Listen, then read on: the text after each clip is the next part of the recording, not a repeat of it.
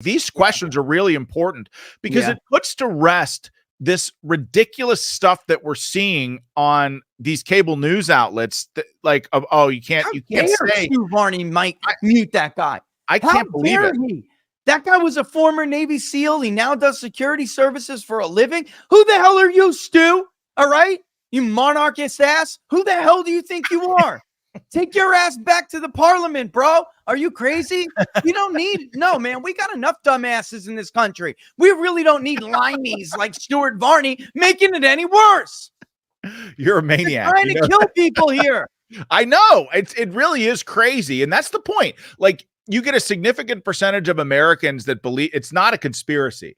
It's not a conspiracy. What you just said from Rasmussen, it's not a conspiracy to say that the vast majority, like that a large percentage of Democrats want Trump dead. That's not a conspiracy to say. You just reflected it in the data. That's a poll.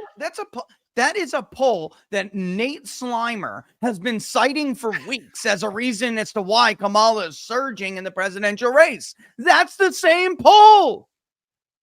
Yeah, that's crazy.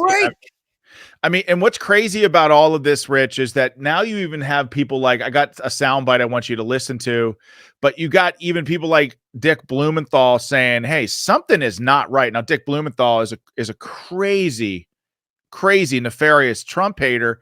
Yeah. But yes, something just doesn't, I mean, listen to him talking about the DHS. I am reaching the point of total outrage because the response from the Department of Homeland Security has been totally lacking. In fact, I think it's tantamount to stonewalling in many respects. If necessary, I'll certainly support a subpoena. So you have this two assassination attempts now, and we don't know anything about the first. And you talked about desensitization, and I agree. I mean, I've been talking 2 shows now about what I'm feeling, that the American people are just like, this is just all a part of it.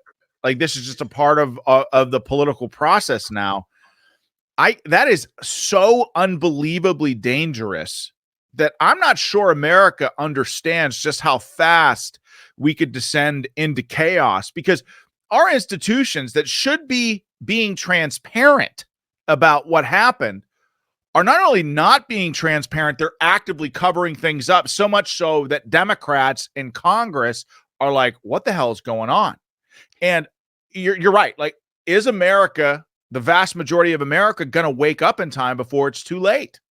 Come on, Dick. You used to be all against the administrative state, all against the deep state. That's how you made your mark in Washington, D.C. You and Diane were investigating the CIA, torturing people and doing all sorts of other illegal shit they're not supposed to be doing, by the way, on American soil. And they broke into Diane's office, a U.S. senator, and attempted to steal your files, Dick. Come on, man. I mean, this is the problem. This is a major problem.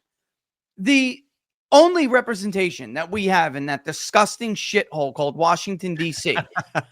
isn't doing its job anymore. They're supposed to be conducting oversight. And unfortunately, too many of them now are involved in this incestuous relationship with them. They're not overseeing anything because they all have dirt on them. They got something on somebody. And so when the time comes to stand up and do the right thing, they don't do it. You know, he used to be a warrior against this stuff. He was, man, a true liberal, like a truest sense of a liberal, even though, of course, I disagree with him on a lot of other stuff. Right. Of course. I remember him when I was a young man, like really realizing the Patriot Act is bullshit and they duped us, and it was not Republicans that people like me could rely on to be a voice up there. It wasn't. It was people like Dick Blumenthal and Dianne Feinstein and, all these other people. Republicans were dumb. He's just completely, we could trust George Bush, as if that was ever going to be the only person in the White House to use those tools. I mean, it's really upsetting because this is the core of the problem. And this like political careerism that we have going on is going to kill us. The longer they're there, the longer the state has to get something on them. And this is the way it goes. And until I've said this on your show before, but until we've had this conversation honestly, Never will it change. Never will it change. Let's stop pretending for a second that this is not the modus operandi of these government agencies and how they work. For God's sakes, these people sent MLK's wife wiretaps of him banging another woman in the hopes he wouldn't go accept the Peace Prize, dude. This is who they are. And then when they couldn't control him, he ends up with a bullet in the back of his head. You think that's an accident? You think that was Whitey with a hood on who did that? You're stupid if you think that's what happened.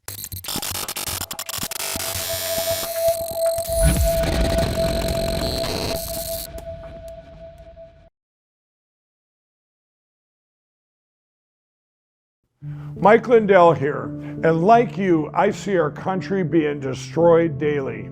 We face massive economic issues, and I can tell you from firsthand experience, there are people in power who threaten the values that have made our country great. Well, I've been a believer in gold and silver for a long time, and I've searched for years for a partner that shares my values.